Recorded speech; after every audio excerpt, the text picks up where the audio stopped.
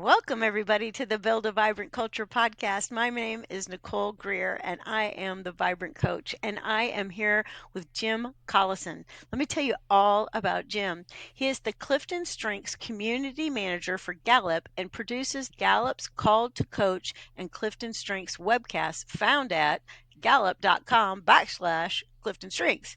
In his role, he manages a global community of Gallup certified coaches, which I am one of, and helps those customers who are engaged with our Clifton Strengths assessments worldwide. In prior years, he has managed IT resources, managed a high school and college internship program for Gallup, and was a member of the Omaha STEM Ecosystem Managing Board. And he's been with Gallup since 2007. Welcome to the show, Jim. How are Th- you? Thanks, Nicole. Great to be here. Oh, I'm so glad to have you. So I love Clifton Strengths. I have been using this thing for about 4 years now. What exactly is that Clifton Strengths? What is that? Well, first, thanks for being a Gallup certified strengths coach and the commitment to Yeah. that. It's important. We have about 20,000 certified coaches around the world now, which is part of my job to make sure they stay educated and motivated and get their questions answered. We have 30,000 that have been through the training as well. So thanks for your commitment to that. Yeah. Clifton Strengths, formerly Strengths Finder, so you might know it by both of those names. About 50 years ago, Don Clifton thought and had this idea, what if we really began to focus on those things that we're best at and minimize the things that we're not? And it was a lot of research and a lot of conversation. The tool was in development for a lot of years. It really kind of grew out of a selection instrument they built, and they began to see some consistency in those and these kind of universal talents that we all have, right? Began to group those talents together and then came up with a set of questions, now 200 questions, that helps us predict those talent themes. We call them they're named Clifton Strengths, right?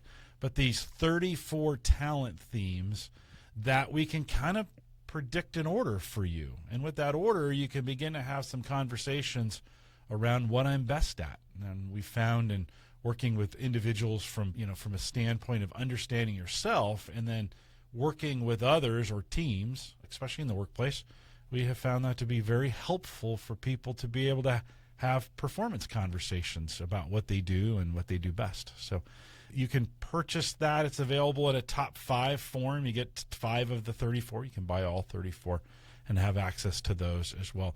We've done, I should check the number today, but we are super close to 35 million of those being completed here. So that's a quick rundown on what is Clifton Strengths. Oh my gosh. And so I think what people love is the fact that we're coming at it from here's what you're good at instead of here's what's wrong with you and we need to fix it. Yeah. Well, it's interesting. When we think about the 80s and the 90s, there was a lot of conversation about being a well-rounded person or fixing those things that you're not good at or get extra training for those kind of things. Gen Z and millennials, I think they fundamentally understand this now. I don't think I go to college campuses and have these conversations about this idea of strengths-based philosophy. And I go, can we just agree that's a great way to do this? And they all just shake their heads like, yeah, I think this makes sense. So I think the hurdle of convincing people of that today is mostly over. I think most people realize, yeah, it kind of does make sense, right? Focus on those things that I'm best at. Minimize the things that I'm not. I think the trick is to give people safe environments to be able to do that in. I think that's the next step. Understanding it is one thing. The next step is, okay, can I find a safe, psychologically safe work environment where that will be honored and then really be able to use it? Yeah, I think that's really good. Yeah.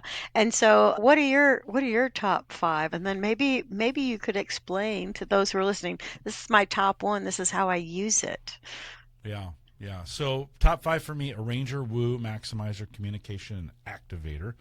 And really, it kind of depends on the situation I'm in as to how I'm using those. My whole job of managing, 20,000 certified strengths coaches around the world and all the things that has to happen with that. Now, don't get me wrong. It's not like I have to talk to all of them every day, right? But Right. there's a No, lot of impossible. activities. Oh, it would virtually impossible. But all the things that have to happen in that community, think about all the tasks associated with that. I mean, just in the last week, I've stepped into virtually 4 of our training courses around the world at all times of the day. How fun for you. This last night, I led a podcast in India. This morning, I did our Clifton Strengths Certified Coach community call.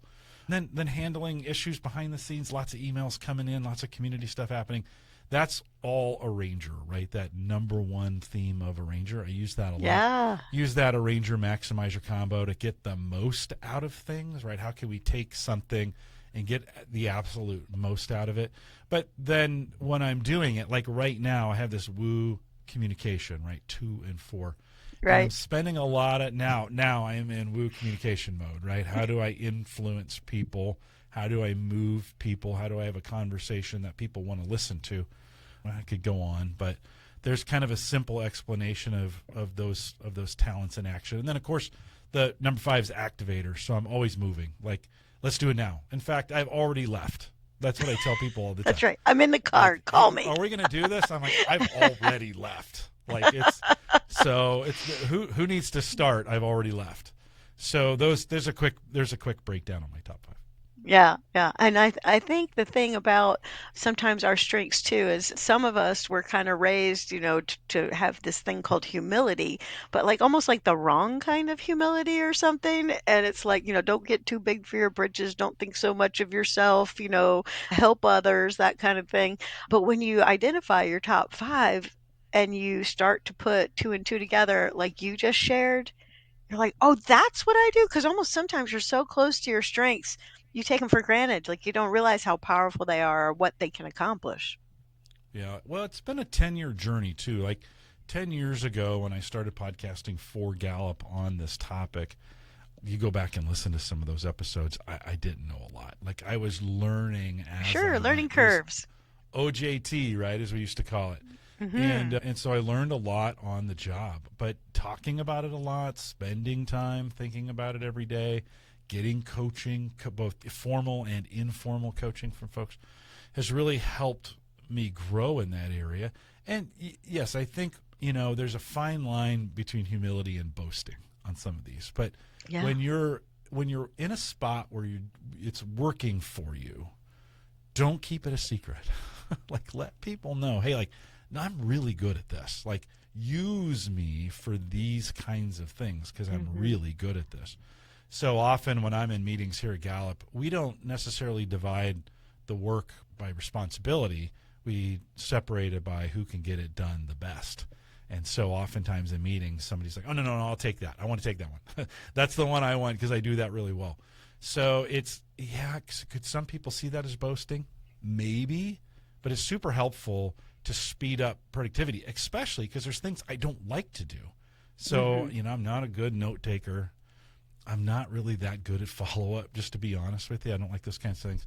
So whenever I have partners come along, and this is the key here, whenever I have partners come along who offer to do that, I just always say yes. Like, of course you can do that kind of stuff for me. So I appreciate that as well. Yeah, yeah. And you said the fine line. And I think if you build a culture that talks about strengths, right, which is part of Yeah, being right. vibrant, right? People are alive, they're loving the work that they're doing, they're able to pass off the things that, drain them. You're going to have people, what I call lit from within, right? And they're going to really Right. be able to enjoy their work. And, when you do something that you love, you get in this state of flow that we've heard about, right? So I think it's so, so important. Yeah, so when Yeah. I found out that my top one was futurist, I was like, this makes all the sense in the world. I'm always talking about what else? What else? What's the Yeah. potential? What's the possibility? Where could we go? What does the future hold? I've always been like that. I've always been like Yeah. 10 leap years ahead. It's funny you mentioned that. We were just having a conversation at lunch today, and we were spending a little time. Somebody had asked, what do you think's the big difference between strategic and futuristic? And so we spent some time thinking about those. This is at lunch. This is a Right. Gallup Y'all are so lunch, nerdy. right? Yeah. That's what happened today at lunch. Yeah.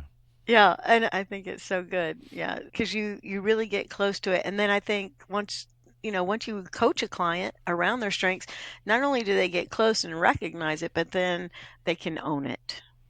Yeah. Like Yeah. We there's an say, ownership or a fiduciary responsibility to your strengths. yeah. Yeah. Well, we say name it, claim it, and aim it, right? Right, This right, we do. idea, know what it is, accept it for who I am, And then and those are the two steps. The most important part is then aim it. How do we really use it? And I think this goes back to the humility question of how do I use it in the service of other people? That's Right, when it right. gets really, really powerful, right?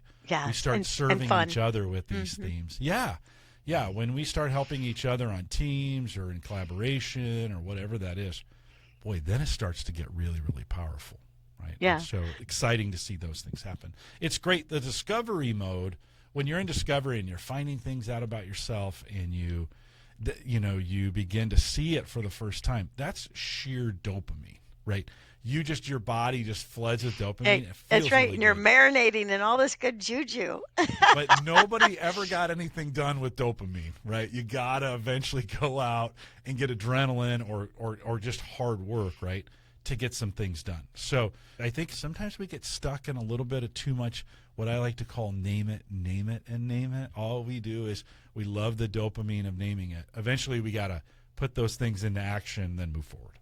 Yeah, absolutely. Absolutely. All right. I kind of alluded to it a little bit about how we got to put it to work in our workplaces, but how have you seen people really embrace strengths finders inside their culture so that they can do what I like to do, which is build a vibrant culture? How do you make this Clifton Strengths? How do you make it Yeah. cultural? Well, there's a lot of different ways to it. We spend some time working with organizations and we help them do this. And oftentimes it starts with a culture audit where we spend some time saying, culturally, where are you at today? How are things in the organization? We spend some time thinking about how engaged are people? What's the leadership structure look like? How are things laid out? What's going well and what's not? What's some of the values of the organization, right? So I think there's some pieces there, some pre-work that you got to do. But strengths becomes one of those tools, right?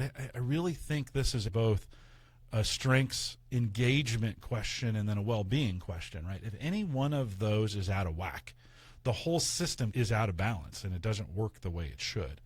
And so you got to work on all three of those. We have tools that measure the engagement. We've written a couple books about well-being, and then of course we have this Clifton Strengths tool.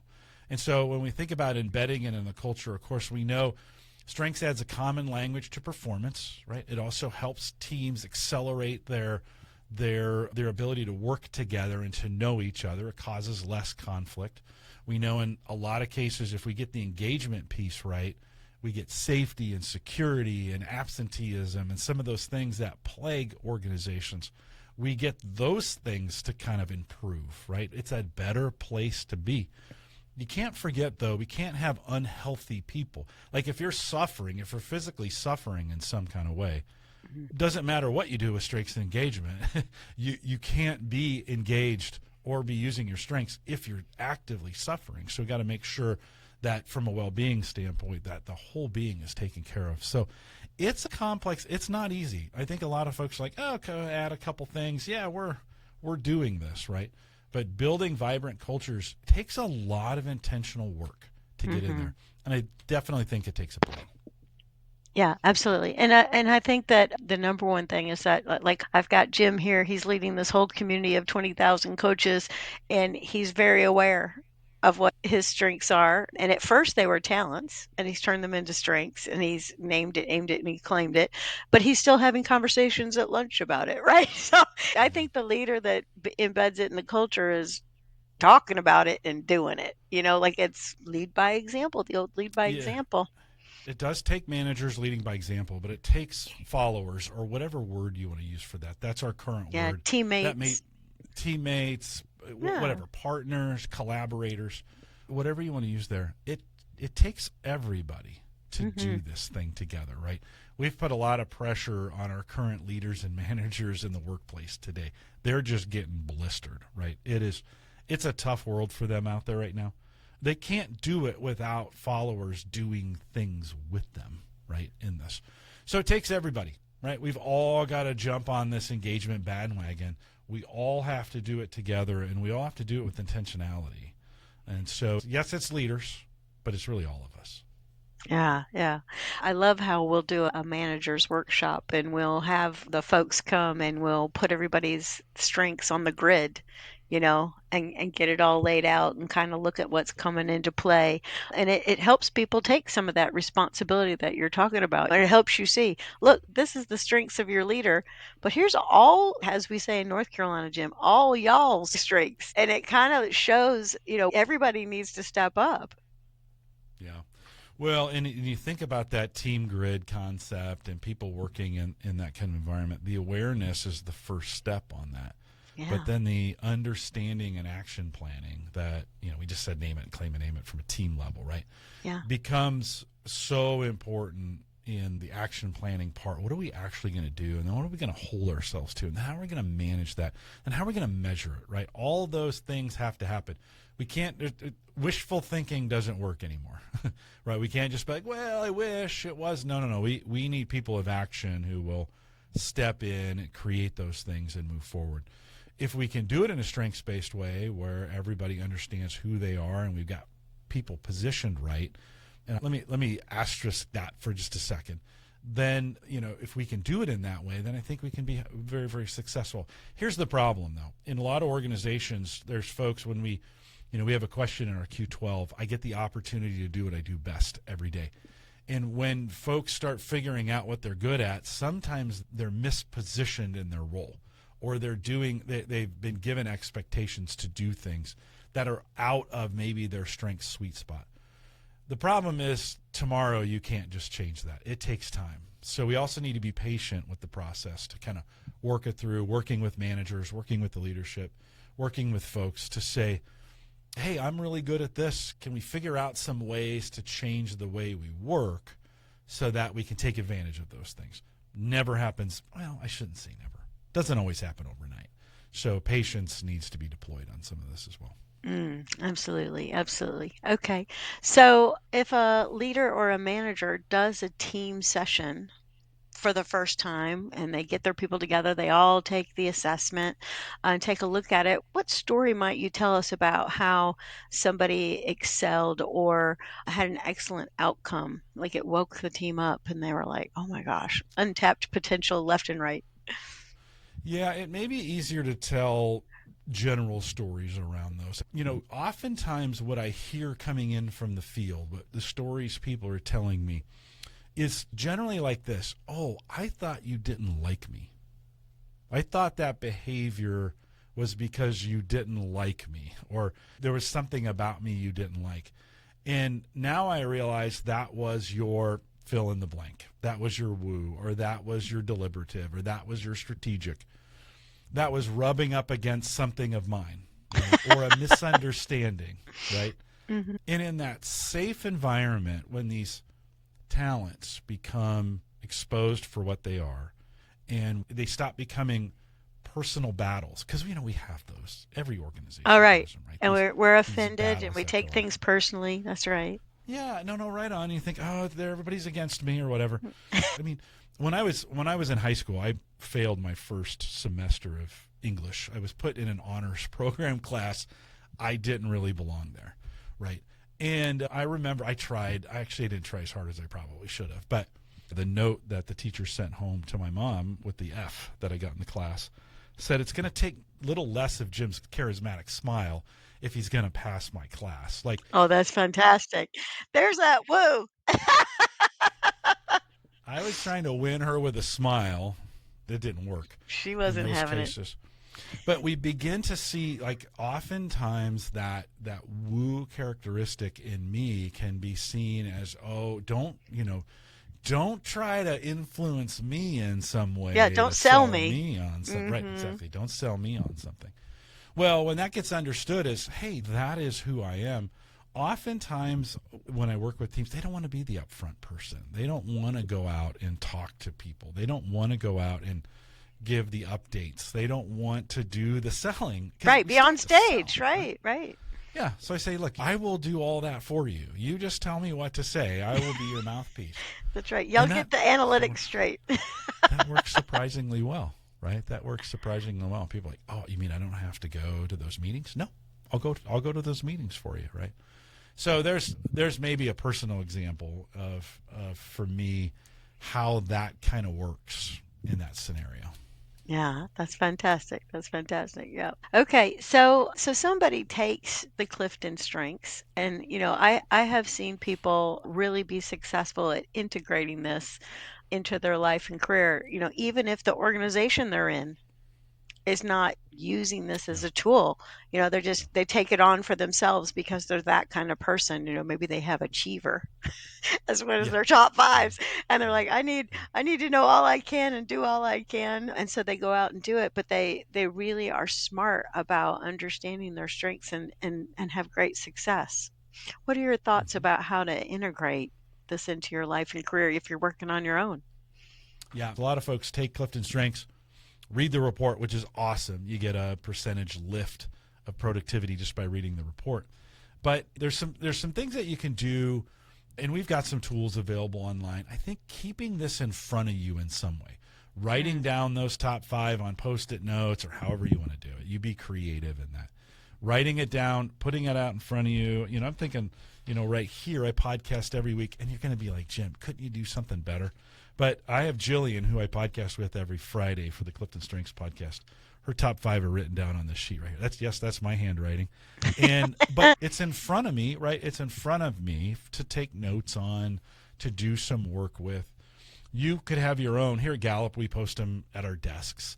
I've got several things with it in my office upstairs. I actually have my top 5 in some wall art behind me.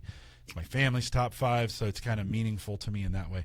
But Nice. keep it top of mind, right? That's the whole idea. Keep it top of mind so you're constantly reviewing it, thinking about it, asking yourself the question, when you were successful, where did that come from?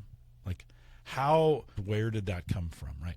Secondly, we have lots of podcasts. I've created 7 hours on every single theme. So if you're a podcast listener, you can continue the journey by listening. We got written content on as well. You can go out, you can do that as well. You could journal about it. This is not a bad way. Like when you have successful moments, write those moments down and then ask yourself the question, what made that successful, right? What was that in me that made that successful? This is my favorite one. It's a little bit because I'm influenced by Woo.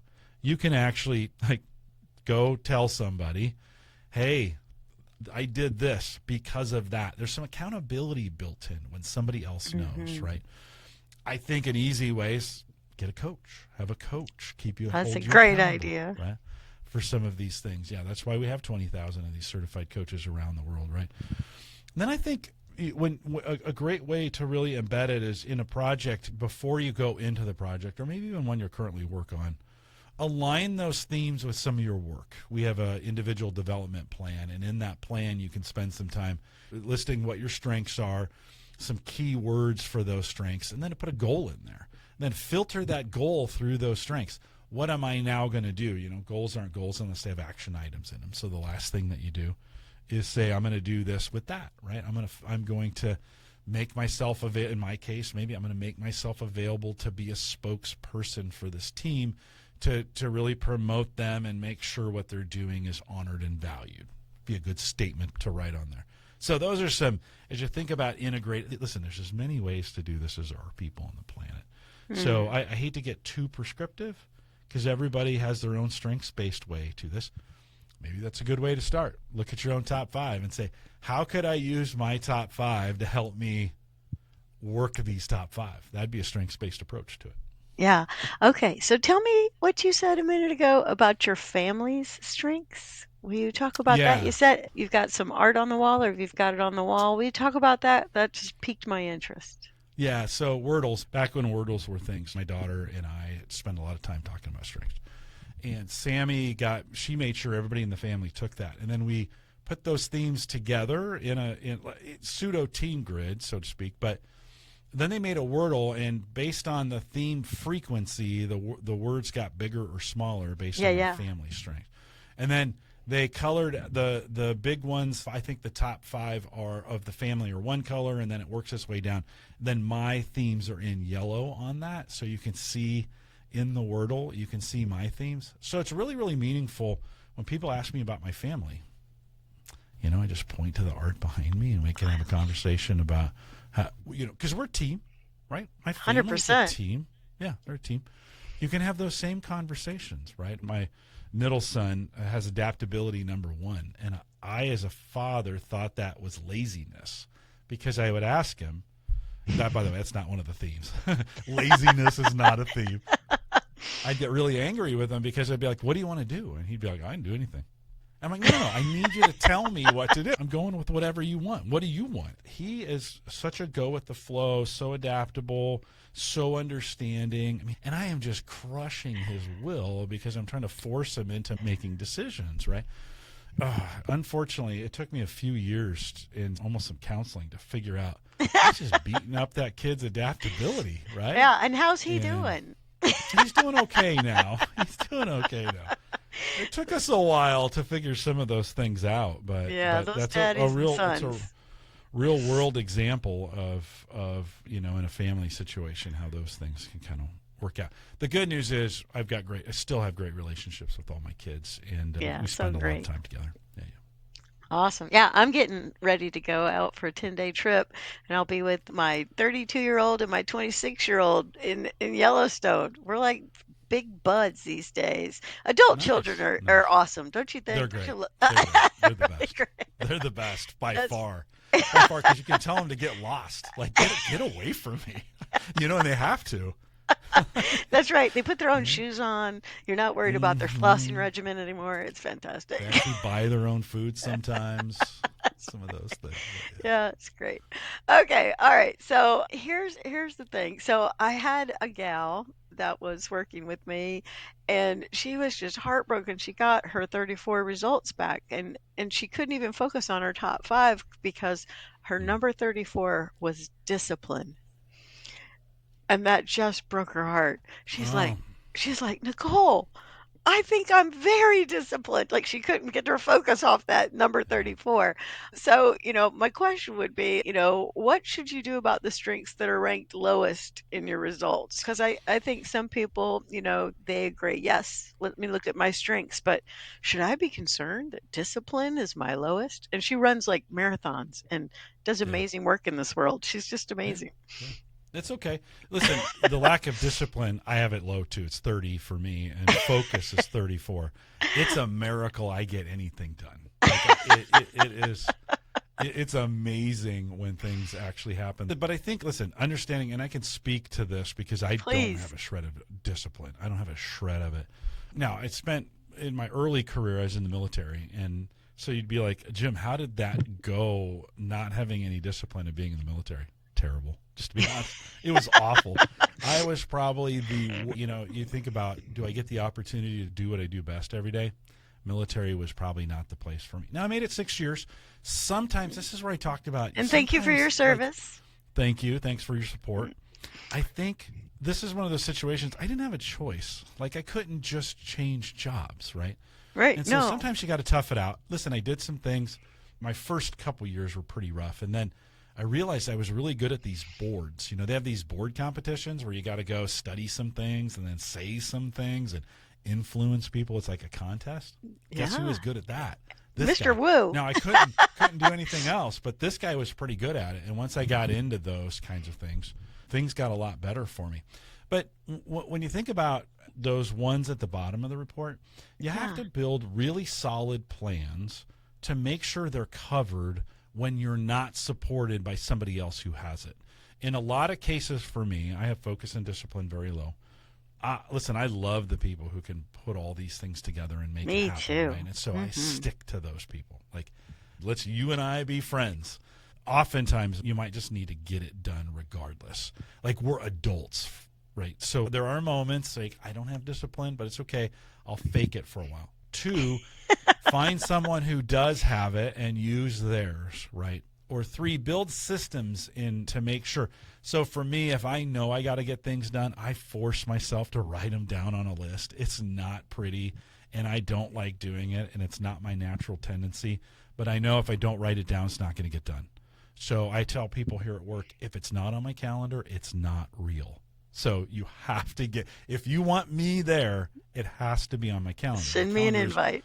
my way of faking discipline, right? And so you can buy it, you can borrow for it, you can put it on your credit card if you need to, but find a way to get around it so it doesn't become a liability. Yeah. Okay. Fantastic. All right. So you said you have companies that, pockets here, pockets there. I mean, I'd love to hear about an organization that they really consider themselves strengths based and how they're, like maybe moving the needle on, NOI, net operating income, revenue, all the things we want to do. Their KPIs are where they need to be. Yeah. So in our Call to Coach podcast, I'm not dodging this, but I've already done some great examples of this in our Call to Coach podcast. So just go out on a podcast player or youtube.com/CliftonStrengths. Any of the organizations that I've interviewed in our Call to Coach program are going to fit that. If you want a really good example of it, every year we do a Gallup Great Workplace Award. And so you can go out there and see who's winning those awards. They submit to, they have to reach a certain standard.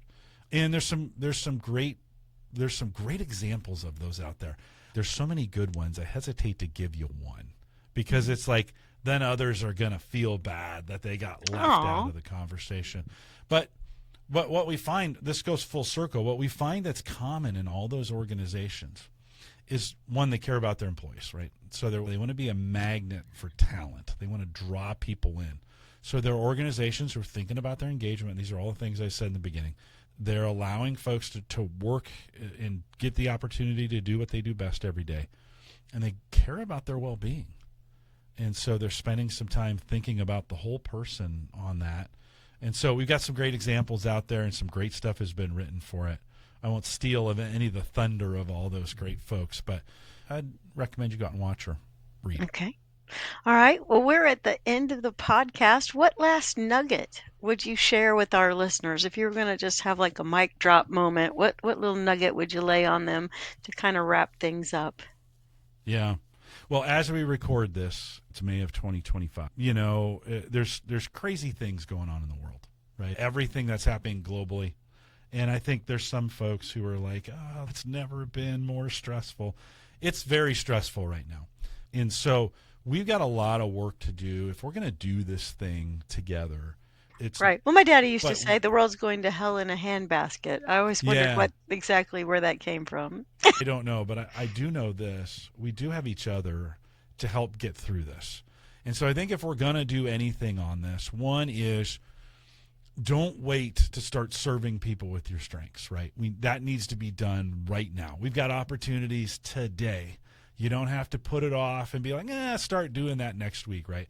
We've got talents that need to be deployed to help other people. Those folks that are around you, they need you, right? I think, two, don't think you got to go big or go home. It can start small, right? You can do this in little ways. You don't have to go all in. This is not a diet. You don't have to go all in to get it done, right? You can start small and let that transformation through action be something that you just take a little bit of every day, right? And then three, I think help others. Sometimes when you say things to people, like I'll say, like, oh yeah, we ought to really get more fitness in our lives, and then I'm wolfing down some potato chips and not doing it. I think we got to lead by example and go out there. We've got an opportunity to help others develop and to show that work for us, right? I think some people think it's way harder than it is, and I think it's just a little bit every day. And Yeah, so a little bit of we got a great application. opportunity. Yeah, Hmm. a little bit every day. Yeah, Yeah, I maybe one agree. positive thing a day. Yeah. Right, right. Absolutely, absolutely. Well, I have absolutely adored our conversation. I absolutely adore Clifton Strengths and being a Clifton Strengths coach and a workshop facilitator. So I'm so grateful you came in to my world today and spent some time with me. Tell us again where we can watch all the podcasts and where we could find you. Well, youtube.com/Clifton Strengths. If you want to get to the center of everything Clifton Strengths, go to Gallup.com/Clifton Strengths, and that's really the epicenter. Buried in there is all the work that we do and all the resources that are available. If you've taken Clifton Strengths, you can just log into Gallup Access, and all those resources are available for you as well. So that's where I'd start. Okay, fantastic. So go to the bottom of the screen right now where you're at on your YouTube and leave a comment, or if you're on your podcast platform, if you'll press the like button and leave a little love note for Jim and Nicole. I would appreciate it. Thanks, Nicole. Great being Yeah. on. Oh, good. I'm glad you enjoyed it. Thanks again, everybody.